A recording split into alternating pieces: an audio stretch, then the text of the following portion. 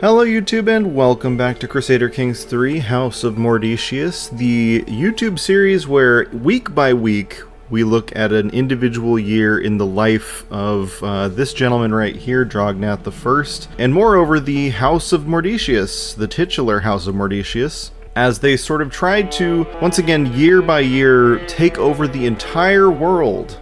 Kind of piece by piece, just working to do what they can. As we all know, the House of Mordecius is the rightful owners of the world, and, you know, we have to work to make them that. If you like this video, please make sure to like it, please make sure to comment and let me know what you think of Crusader Kings 3 and the House of Mordecius. Make sure to subscribe so that you get notified every time I upload a new video. Check out the Twitch, check out the TikTok, check out the Blue Sky. Let's get to work, folks. Full disclosure, I had some technical difficulties earlier, so hopefully those don't come through on this video, but just in case they do, pretend that you don't see them. They should be all good though. First things first, we have a betrothal that is being arranged. Now, I think that this was in place at the end of the last video, but for some reason the like menu exited out or something, so now it's back up. Jarl Ofager Beredson of Leinster, who is a vassal in the Kingdom of Alba, wants to marry Sier, our daughter. Now, they're relatively the same age. Sier would get 400 prestige out of the deal, while Jarl Ofager would only get 100. This alliance would result in us gaining access to his minuscule 180 troops. Children born of this marriage would be born into Jarl Ofager's dynasty of Sigurdur. I'm probably pronouncing all of these things incorrectly. And, you know, I think I have to decline. It seems like a good move to kind of strategically ally with Alba, but like, we want Leinster. We don't want to be allied with them. We're gonna go ahead and decline. You know, we do want Sier to succeed, of course, and marry up, as it were. But as we jump into 896 AD, I just don't think it's quite a good idea to put ourselves in a position where we can't attack the other factions that kind of own the other parts of Ireland from us, that being Ulster, Alba, and Connacht at this point. Just probably strategically not what we want to do. As a matter of fact, people, it is time for us to take an additional piece of land in Ireland. We are going to try to conquer the county of... Or do we want to take the High Chiefdom of Ulster? Actually, yeah, we want to be conquering the duchy level title, I believe. So for 135 piety, we are going to declare war on High Chieftain Domhnall and wipe him off the face of the map. First, we're going to take our rally point here and move it to right here in the tribe of Dundilgan and declare war. Boom. Let us raise our armies and send them across the border, the tribe of Dunangal. We're going to have Lord Rhys III, Up Highwill of Morganwig, command our armies because he's just about as good as Lord Finn, and I would rather him die in battle than Lord Finn. March, soldiers, march! Relations with House Neil were damaged, not exactly unexpected. We should probably call our allies to war, at least High Chieftain Brandub, even though it will put us in prestige debt. I think I'll call him, but not Count Hugo. High Chieftain Brandub joins our war effort. Thank you, sir. And as our troops begin marching northwest, Domhnall begins rallying his army, which at this point is not really a huge fighting force, but we'll see what he can muster by the time we reach him. High Chieftain Merdok joins the war, of course. The longtime ally of High Chieftain Domhnall.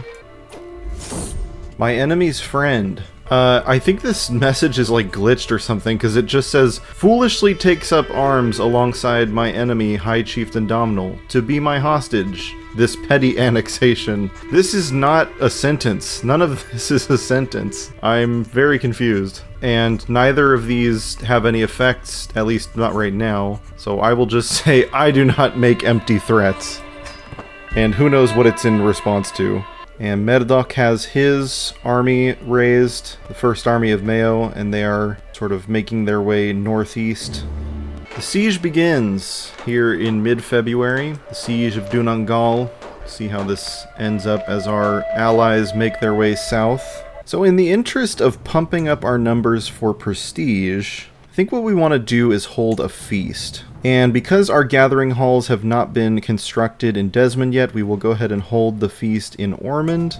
We won't need to hire anybody, thankfully. Save some gold there. Our intent is going to be to befriend somebody. I think we might want to befriend Count Hugo. You know, he looks cool, he's our new ally, he's not so close to us to where I have to worry about taking his land yet. Strong emphasis on yet. So we're going to try to make him our friend. Our honorary guest will be King Alfonso III. You know, he's not my favorite guy in the world, but he's the most important person we know. He will come. It'll take him 100 days to get to our location. But we speak his language, and, you know, good to have powerful people around. We'll have a pretty moderate feast, nothing too extravagant. We're spending a lot of gold, which we wanted to spend on forging the title of the Kingdom of Ireland, but we need that prestige pretty badly, so we're going to go ahead and start a feast. Feast, a fresh start. I will be hosting a feast in Ormond, and time has come for us to depart. This feast is in honor of King Alfonso, a truly remarkable human being whom deserves additional reverence. I do look forward to a good feast, and letting off some steam. Let's go! Feast, making time. Servants run across the hall, bringing the final decorations. Some of the guests are yet to arrive, and I indulge myself with a delicious drink by the fire. Oh, I seem to have spotted some roast swan already. Can't find Count Hugo anywhere yet. I can't wait for him to arrive, so my plan to befriend him can finally start. We have a lovely time ahead of us. Gain 35 prestige right off the bat. Our courtier comes of age. Ariulf has gained the trait Adequate Bargainer. That's good. I don't know a whole lot about young Ariulf, but I'm sure that they will be of great service. They speak Central Germanic, which is actually a language I don't speak, so if only I could learn another language. So we have our enemies sort of sailing in the seas north of where we are assaulting here off the coast of Aelic. We've lost a couple of troops, I'm not gonna lie, in this siege. Definitely a lot closer to where we could be bested, but I have a feeling we'll probably be okay. And here comes High Chieftain Brandub's army off the eastern coast of Ireland. Not really sure what they're planning on doing, because it seems like we mostly have it covered, but we'll see. And it looks like they're making their way into Aelic to likely provide aid where they can. And Murdoch and Domhnall's forces are just kind of parked in the Donegal Bay here. It's likely that they are aware at this point that they will lose the war, so maybe they're just parking their boat there so they won't lose any troops. It's hard to say at this point. And here, the 8th of August, the siege has been won, and we have won the war. We've taken some prisoners. Let's take a look at who we've got. So we've got Gormley Rapash Nicmail Mere Neil, of 19 years old. She's actually married to Artgal Maprun Altglut. We also have Snes Nicmugran Brion A. Let's go ahead and ransom Gormley for 16 gold. And we'll go ahead and negotiate the release of Snes. We'll recruit her and gain a weak hook. Oh, and we just had some weird kind of stuttery thing happen on my end. Hopefully we're still recording, and hopefully you guys can see and hear me okay. But in any case, we will end the war, enforce our demands. Oh yeah, we have to wait until he accepts those prisoner releases. And Snes does in fact accept the conditions of her release, and the ransom has been paid.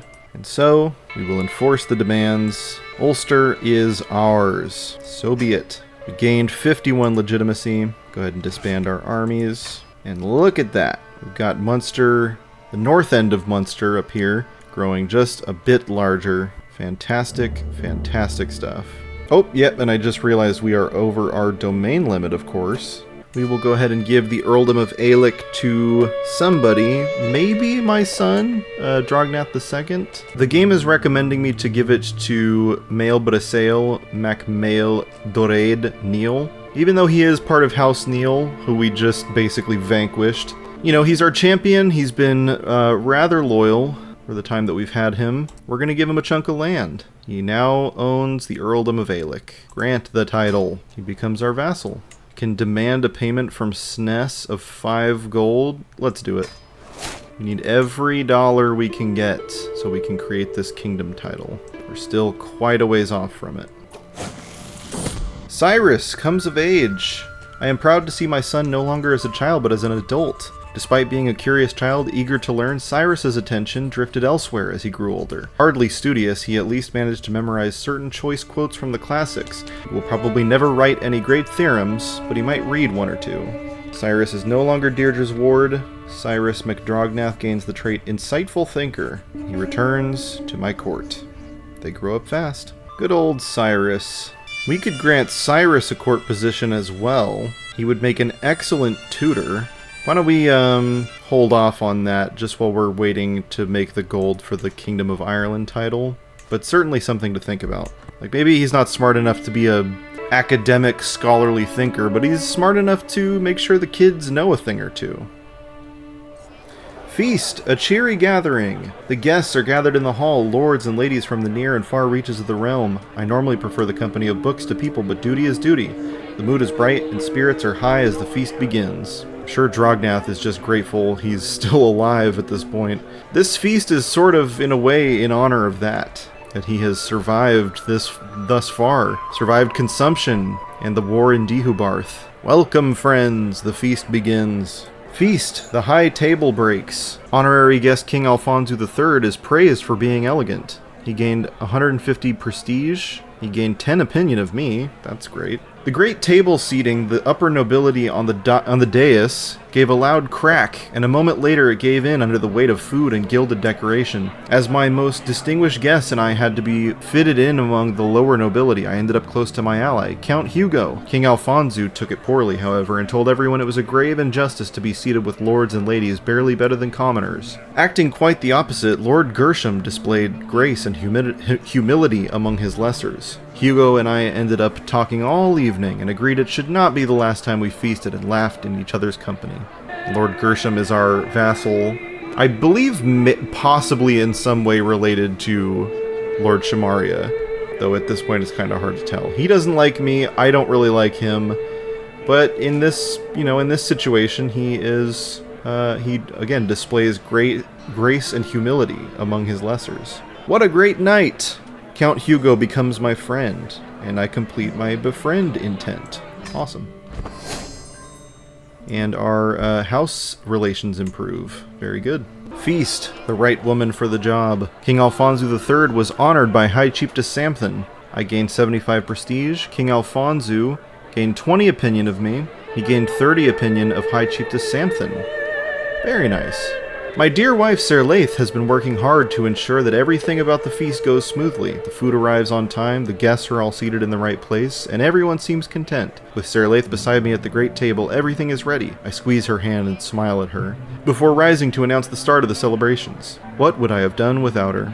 I gained household efforts for 5 years. The head of this character's household is doing a stellar job of managing the relationship between guests and the court. Direct vassal opinion gets +5, and courtier and guest opinion gains +10. And I lose 14 stress, which actually cuts us down a good bit. I guess we were a tiny bit stressed out. And Serlaith, as always, just proves how much of a fucking awesome person she is. A friendship.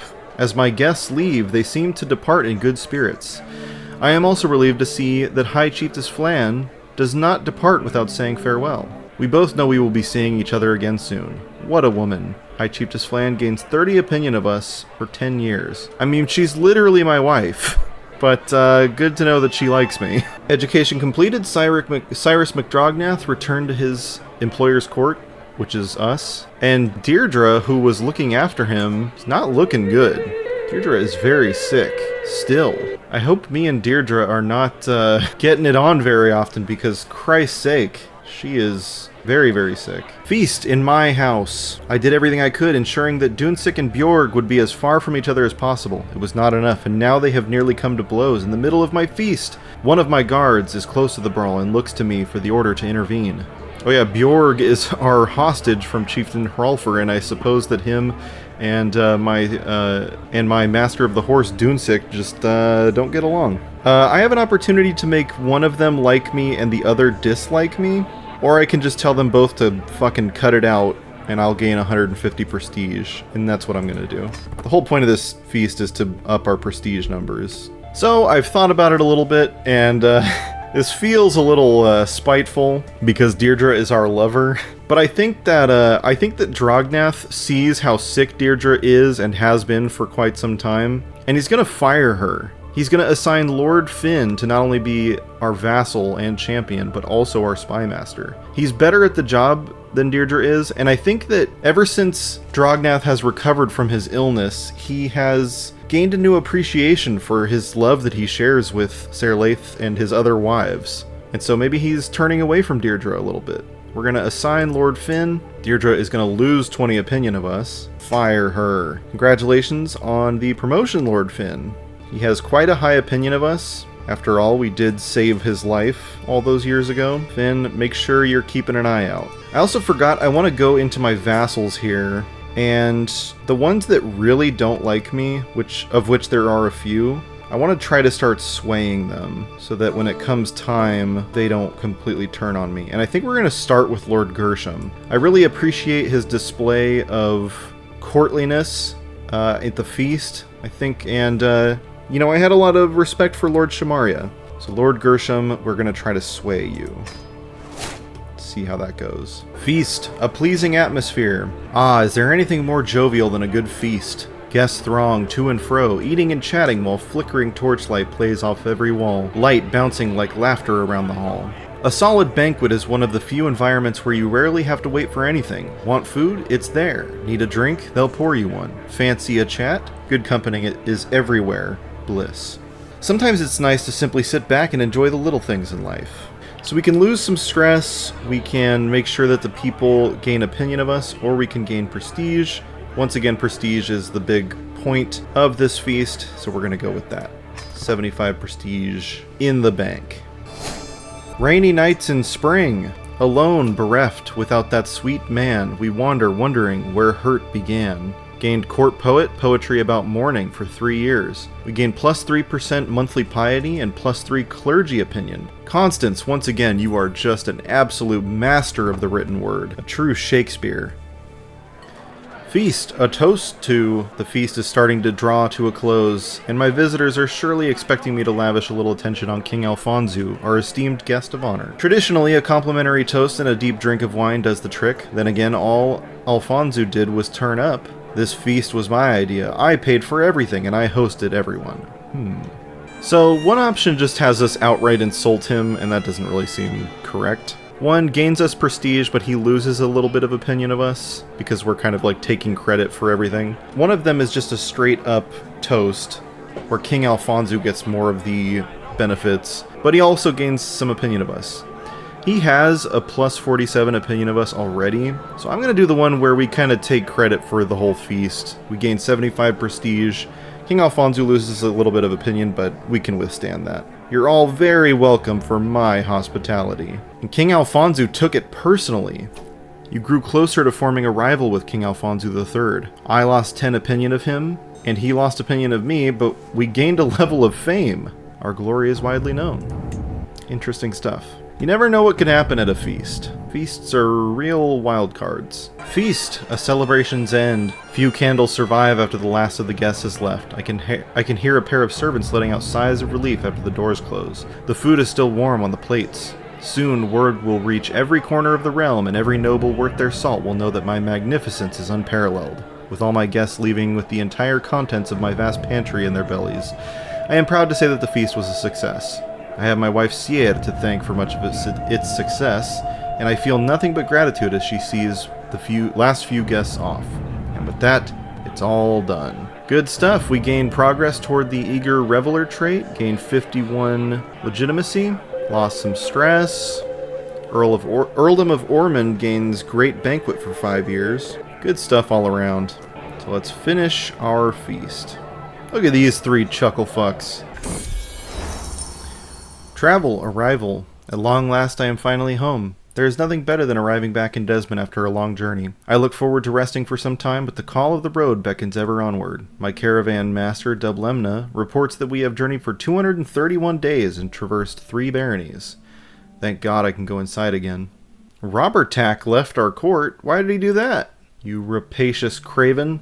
Well, here it is, final day of 896, and boy, what a year. Another chunk of land taken, a great feast held, a friend made in Count Hugo, all in the year of 896. Where will things go next year? You'll just have to tune in next time to find out. Thank you all so much for watching this episode. Make sure to like the video if you like it. Please make sure to comment. Let me know what you think of Crusader Kings 3 and House of Mordecius. Make sure to subscribe so that you get notified every time I upload a new video. Check out the Twitch, check out the TikTok, check out the Blue Sky, check out Transporting the Youth on itch.io and Drive Through RPG, and I will see you all next time.